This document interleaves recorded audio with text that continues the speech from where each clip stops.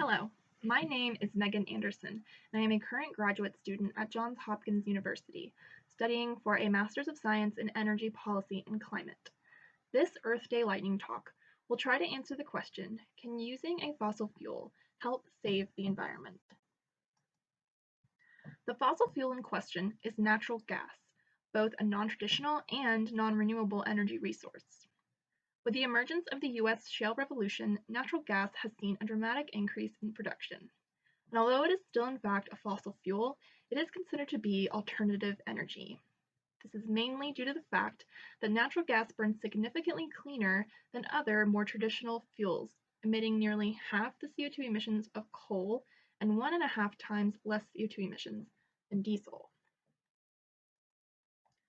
Despite the many benefits of natural gas, large production volumes cause complications when considering the economic viability of a project.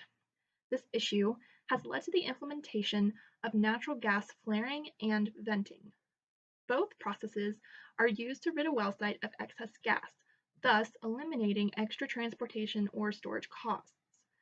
This image shows a natural gas flare, where gas is burned at the well site, while venting simply releases the gas directly into the atmosphere. These processes of natural gas flaring and venting have negative consequences, including CO2 emissions from burned gas and methane emissions from vented gas. But perhaps even more significant to note, in either way, the energy we could have obtained from the gas is wasted.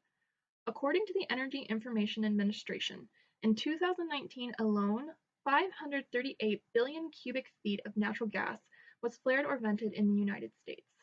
This volume is equal to 10 times the amount used each year in natural gas vehicles. Increasing demand for natural gas can help decrease the need for flaring and venting. A popular use for natural gas today is electricity generation from combined cycle power plants, one of the most efficient means of generation.